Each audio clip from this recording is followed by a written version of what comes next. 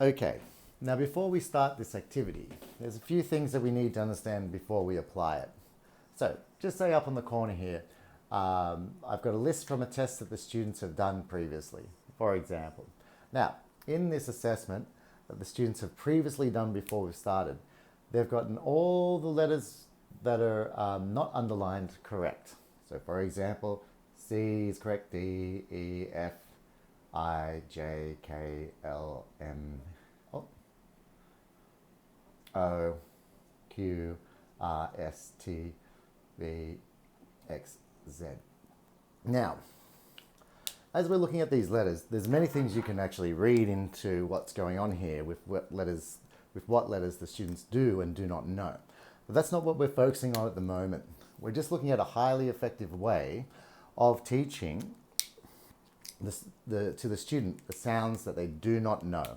So there's a couple of important principles that we need to understand before we start. So for example, number one, we are going to teach one unknown sound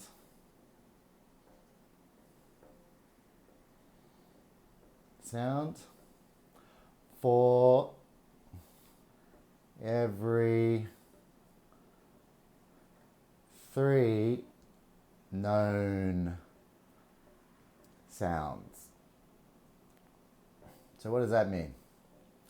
Okay, in this case, we're going to select one sound that we really want the student to learn, and then we're going to select 3 sounds that the student already knows.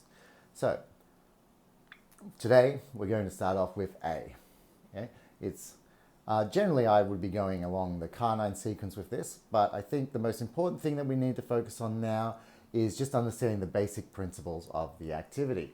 So we're going to teach A. Also, we have to pick some sounds, 3 other letters that the student already knows. So we've got them all ticked here, so we can pick whichever ones we want. So let's try, I know something that might be a little bit easy. So we've got F. Okay, and we'll do M, student knows M. Oops, sorry, a little bit messy. And then the student also, that's our one more. And we will do T as well. Okay. Now, so there are our target words. So our unknown is here. Sorry, you got to stretch all over a bit. And our known sounds are F, M, and T. Okay, so the next basic principle before we get started is understanding what we're going to do. So we need to, when we're playing the game, include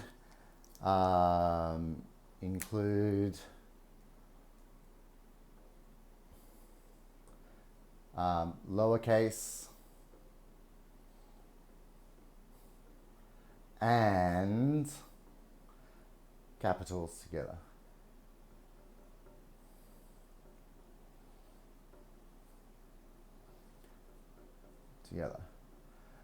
I haven't seen it myself, but apparently the research is saying that if you have the lowercase and uppercase together, you're going to the efficiency of the instruction is going to be far more effective. Okay, and then 3, we're going to write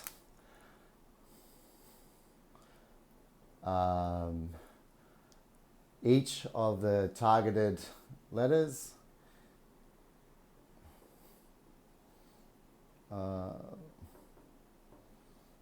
targeted letters twice. Okay, so what do we mean by that? Okay, so let's have a look. So, imagining that this is a big piece of paper. I've never usually do this on a desk myself. So we can have, okay, we're going to teach A. So we have, we're going to have small a and capital A. And now, as we said here, each of the target letters twice. So we're going to have another A, small a, and then large A over here. Okay, and then we have F. So we're going to have small f here and capital F here. Then we'll put it again somewhere else, maybe small f here and capital F here. Alrighty. Now, what's the next one? M. So we'll also have large M here and small m here. Now, you might be asking which is better, to have the small letter first or the large letter? And that's a very good question. I prefer to have the smaller letter first, depending on the student that I'm working with. Most of the time it doesn't really matter. There are students though who sometimes I'll need to put a comma in the middle to make sure that they understand that these two are separate.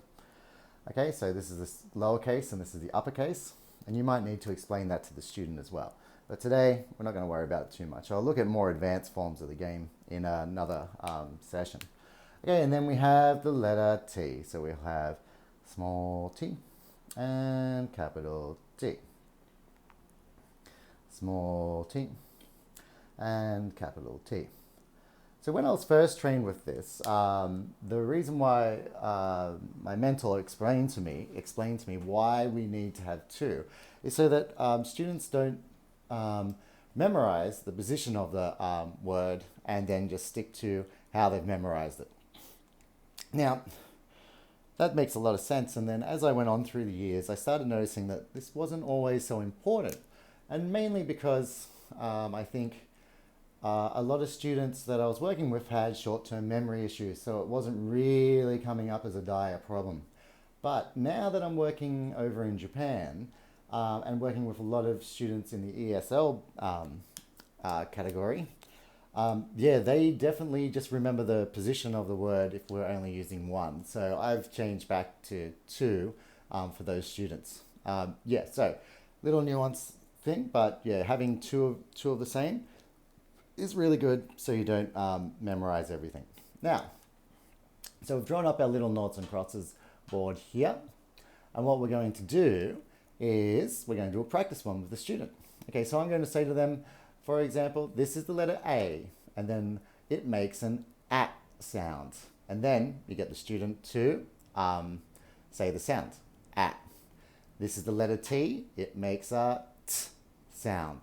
And then have the student say t. Of course, if the student says t, then you're going to have to teach them how to say the word correctly without the schwa. Okay, and that's correct pronunciation of words is something that I'll be going in a future date. And then here, correct pronunciation of the letter sounds is something I'll be going in to a lot more in a future date. But anyway, so here we have F, which makes a f sound. Of course, if the student says f, then just correct it and make sure they say f. And then we have M, which makes a sound. Some students might be inclined to say m, so make sure we get rid of that schwa at the end, which is the sound, and say And of course, we have at again, t, and f. Okay, now here we get to step number 4. So we're going to point to 3 letters in a row. Point to 3 letters in a row. Okay, and then if the student makes a mistake, then the teacher, so the student makes a mistake, then the teacher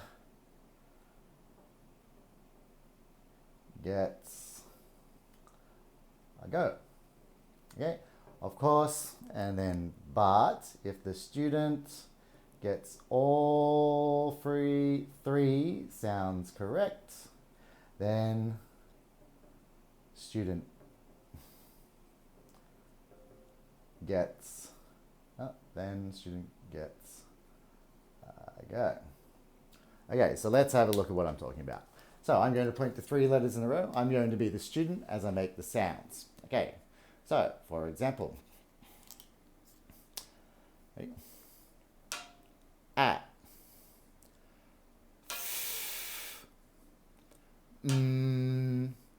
okay, and then it's the student's go. So I usually let the student decide whether they're going to be noughts or crosses, and the student can sit there and go, yeah, I'm going to put it in the middle. And then they put their circle in the middle, or their nought.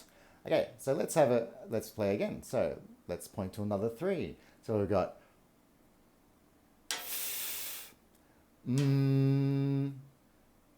t.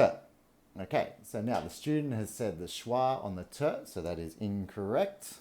So even though it was corrected properly on their letters correct, it's kind of indicating to me that maybe the assessment wasn't done correctly. So it's my go. The student said t, so I'm going to put a cross in. So I'm going to go, okay, my go. Cross. All right. Now, next part. Let's have a go again. So now, remembering, just something to keep in mind, the target word, the target letter that we're focusing on is at. So, and I just forgot then, but we really need to be trying to include at into every single go. Okay, so let's have another go. So, yeah, oh no, you said instead of at. So it is my go, teacher's go. Yeah. Okay, and then you might have to practice it with the student again. So this is at, and the student says at. Now sometimes if the student has the at and A and U confusion, not that it's important now, but I'll usually write up U. Okay, like A makes the at sound and U makes the sound.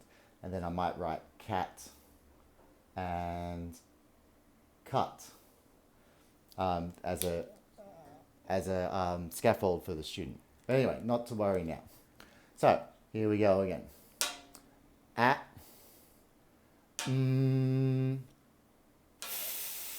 Okay, so the student said it correctly, so then they can put nought in. So you're getting the students to do it yourself. You're not trying to control the student as well. The student might want to put a circle down there or a nought. Doesn't really matter. Anyway, we're going to put it here for the same sake. Now, and then the next thing we do, okay, I'm going to go back to focus on our targeted letter again. At. T. There you go. No, you've said t, you've put an on the end, so I'm going to have a go first. Okay, we've added the schwa, and then so I'm going to put a cross here. Okay, let's have another go. T. So this is the student's voice, remember, not the teacher making the sounds. T. Okay, you're very good to the student. And then the student's got to put another X in, or another nought in, sorry. So we'll go, okay, the student wants to go, wrong, it's the right color, here. All right. And then we'll go over here, at. T. Okay. And hopefully the student has begun to iron out the t, so they'll win, and then they'll put another circle in and draw a line across. Okay, that's the basic principle of the game. I think now there's a lot of nuance you can go into this game, which I'll go to in a future video, but at the moment I'm just trying to keep things as simple as possible. Okay, I hope you enjoyed that. It should only take around about 5 minutes maximum, maybe less, depending on the student, of course. And just remember, the most important thing, 1 unknown sound for every 3 known sounds. So here, at, make sure you do them twice, and then 3 known sounds. 1, 2, 3. Okay. All right. Have a go. Just remember, you're always selecting, you're supposed to be using data from tests for this if you're not teaching it straight off the bat. I'll be looking at going right from the beginning at a future date. But anyway, for these students, yep, you're just going off actual data that you've got. Okay, thank you very much.